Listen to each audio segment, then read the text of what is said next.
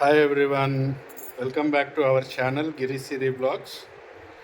ఈరోజు మనము నిమ్మకాయ ఇన్స్టెంట్ పికిల్ ఎలా పెట్టుకోవాలో చూద్దామండి. ఇది చాలా ఈజీగా పెట్టుకోవచ్చు.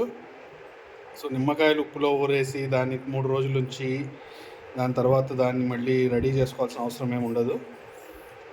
ఇట్ విల్ టేక్ ఓన్లీ ఒక హాఫ్ అన్ అవర్, ఒక 30 మినిట్స్లో ఈ పికిల్ రెడీ చేసుకోవచ్చు. ఇది ఒక వారం రోజుల పాటు నిల్వ కూడా ఉంటుంది. చాలా బాగుంటుంది. ఇది ఎలా చేయాలో మనం చూద్దాము. దానికి కావాల్సిన ఇంగ్రీడియంట్స్ నిమ్మకాయలు. సో మీకు ఎన్ని కావాలంటే తీసుకోండి, ఒక డజన్ వరకు తీసుకోవచ్చు. తీసుకుంటే కొద్దిగా పికిల్ కొద్దిగా తినడానికి అది సరిపోతుంది. ఇక్కడ నేను కొద్దిగా డజన్ పైన తీసుకున్నాను. కారము, సో ఎనీ కారం మీరు ఏ కారాన్ని వాడుకోవచ్చు. నేను 3 మ్యాంగో చిల్లీ పౌడర్ వాడుతున్నాను. ఇది వచ్చి మెంతి పొడి, వేయించి పొడి చేసి పెట్టుకున్న మెంతుల పొడి, వేయించి పొడి చేసి పెట్టుకున్న ఆవ పొడి, ఉప్పు అండ్ ఆయిల్. సో దీనికి కావాల్సిన ఇంగ్రీడియంట్స్ ఇవి. ప్రొసీజర్ ఎలా చేయాలో చూద్దాము రండి. సో ఇప్పుడు మనము ఫస్ట్ నిమ్మకాయలన్నిటినీ చక్కగా నీళ్ళతో కడిగేసుకొని ఒక గిన్నెలో ఇట్లాగా నీళ్లు పోసుకొని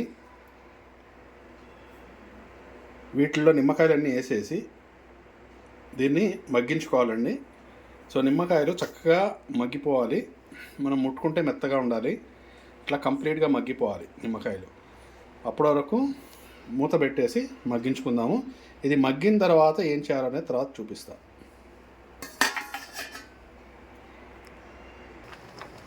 ఇప్పుడు చూద్దామండి. ఇది ఆల్రెడీ 80% ఉడికిపోయినాయి.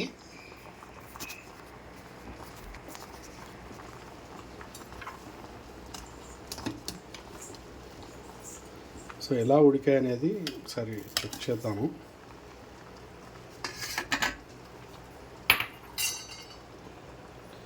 చూస్తే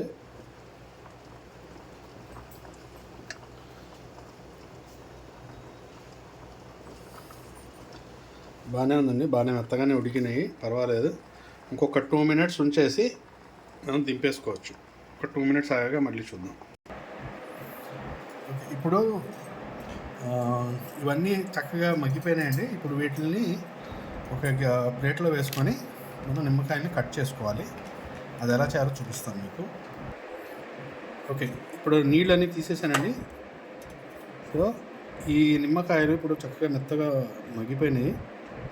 వీటిల్ని గిన్నెలో ఒక ప్లేట్లో పెట్టుకొని దీన్ని 4 పీసెస్ కింద కట్ చేసుకోండి. చిన్న పీసెస్ కింద కావాలంటే మీ ఇష్టం. చిన్న పీసెస్ కింద కావాలంటే చిన్నగా కట్ చేసుకోవచ్చు, పెద్దగా కావాలంటే పెద్దగా చేసుకోవచ్చు.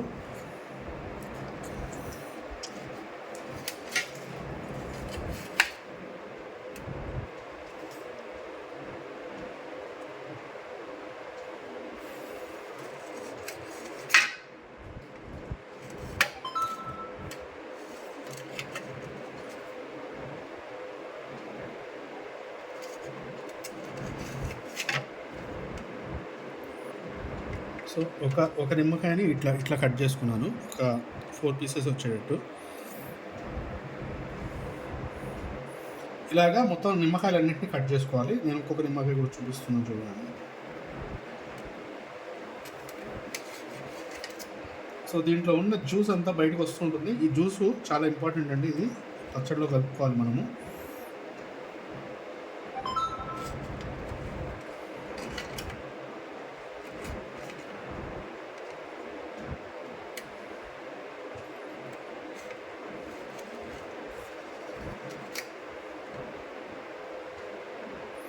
సో ఈ విధంగా మొత్తం ఈ నిమ్మకాయలన్నీ కూడా ఈ విధంగా కట్ చేసేసుకొని మీకు చూపిస్తాను. ఇప్పుడు ఈ ముక్కలన్నీ ఇలా కట్ చేసేసుకున్నాం కదండి. ఇప్పుడు ఏం చేద్దామంటే ఈ ముక్కలకి మనము ఈ ముక్కల్లో కారము, మెంతిపిండి, ఆవపిండి కలుపుకొని మనం నూనెతో పోపు పెట్టుకోవాలి. అవి కలిపే ముందు మనం స్టవ్ మీద బాండి పెట్టుకొని నూనె వేడి చేసుకుందాము, పోపు రెడీ చేసుకుందాము. సో దట్ పోపు వేడిగా ఉన్నప్పుడు కలపకూడదు, ఎందుకంటే ఊరగాయ నల్లబడుతుంది. కాబట్టి పోపు చల్లారాలి కాబట్టి ఫస్ట్ మనం పోపు రెడీ చేసుకుని ఆ తర్వాత మళ్ళీ కారము అన్నీ కలుపుకోవడానికి మళ్ళీ బ్యాక్ వద్దాం.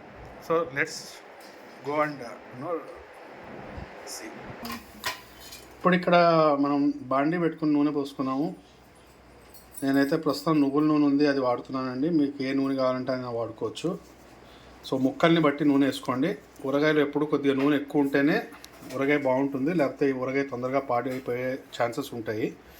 కాబట్టి నూనె ఎక్కువ ఉండాలి. సో దీంట్లో నేను ఆవాలు, ఎండుమిరపకాయలు, ఇంగువ ఈ 3 ఇంగ్రీడియంట్స్ నేను వేస్తున్నాను పోపులో, నిమ్మకాయ ఊరగాయ కోసం.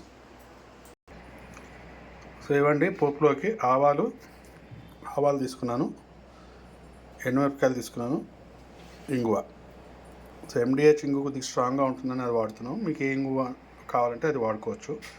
ఇప్పుడు ఇవన్నీ కూడా మనము పోపులో వేసుకుందాం. ఇప్పుడు ఈ ఇంగ్రీడియంట్స్ అన్నీ కూడా ఈ ఆవాలు, ఎండుమిరపకాయలు దీంట్లో వేసుకుంటున్నాను.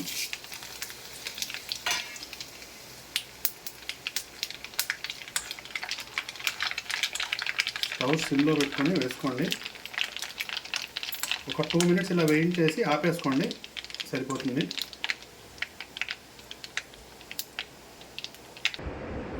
ఓకే, ఇప్పుడు చూద్దామండి. ఫస్ట్ ఈ ముక్కలకి సరిపడా కారం వేసుకోవాలి. సో నేను ఈ టీ స్పూన్ తోటి వేసుకుంటున్నాను.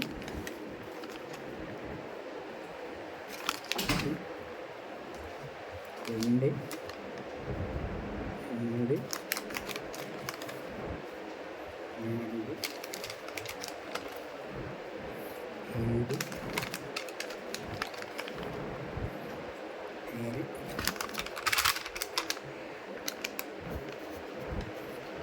ఒక 6 టీ స్పూన్ల కారం ఇచ్చిందండి. మీకు ఒకవేళ కారం సరిపోదు, ఇంకా కొద్దిగా కావాలి, గుండ కావాలి అనుకుంటే ఇంకొద్దిగా యాడ్ చేసుకోవచ్చు, లేకపోతే ఈ కారం సరిపోతుంది. దీంట్లోకి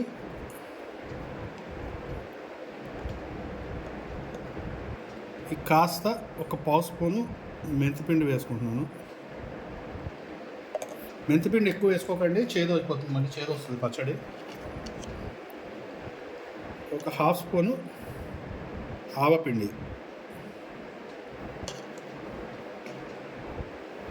మనం ఏ స్పూన్తో అయితే కారం వేసుకున్నామో అదే స్పూన్ తోటి సరిపడా 6 స్పూన్లు కారం వేసుకున్నాం కదా, దానికి సరిపడా ఉప్పు వేసుకున్నాం.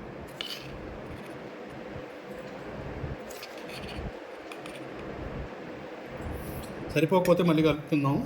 ప్రస్తుతానికి ఈ ఇంగ్రీడియంట్స్ అన్నీ కూడా బాగా మిక్స్ చేసేసుకున్నాం.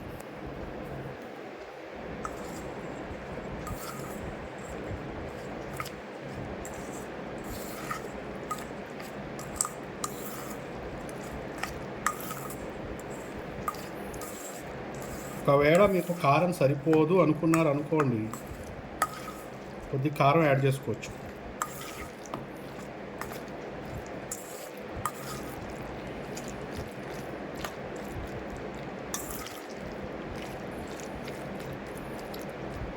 నాకు తెలిసి ఇంకొద్దిగా కారం పట్టేటట్టుంది ముక్కలకి. సో నేను కొద్దిగా కారం యాడ్ చేస్తాను దీంట్లో.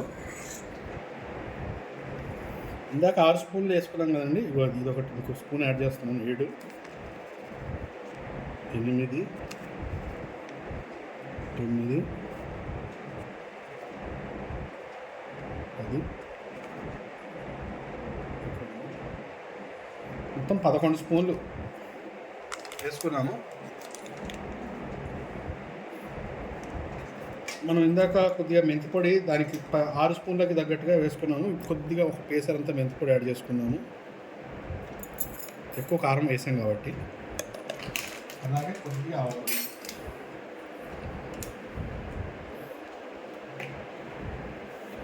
వేసుకుని ఇప్పుడు వీటిని మళ్ళీ ఇంకొకసారి కలిపేసుకున్నాం.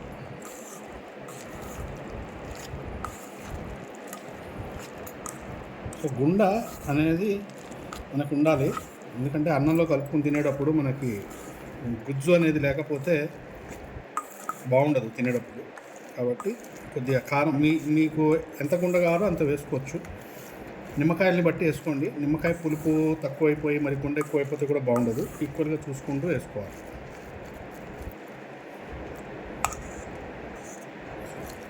ఇప్పుడు దీన్ని ఇలా ఉంచేద్దాము. ఉంచేసి దీంట్లో ఇప్పుడు మనం పోపు వేసుకున్నాం కదండి ఇందాక. ఆ పోపు చల్లారిందో లేదో చూసుకొని దాన్ని తీసుకొచ్చి దీంట్లో కలుపుకోవాలి. ఇది నెక్స్ట్ స్టెప్. ఇప్పుడు ఈ మనం రెడీ చేసి పెట్టుకున్న పోపు నూనెలోతో పాటు దీంట్లో కలుపుదామండి.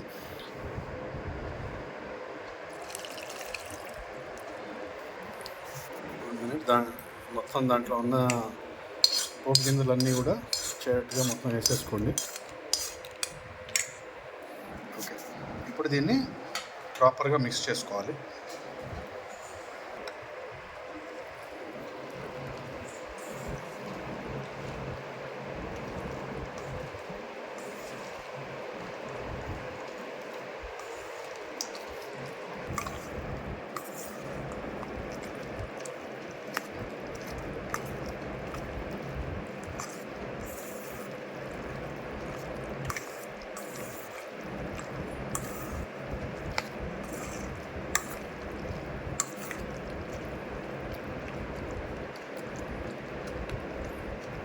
ఈ పచ్చడి ఇప్పుడు రెడీ అయిపోయిందండి.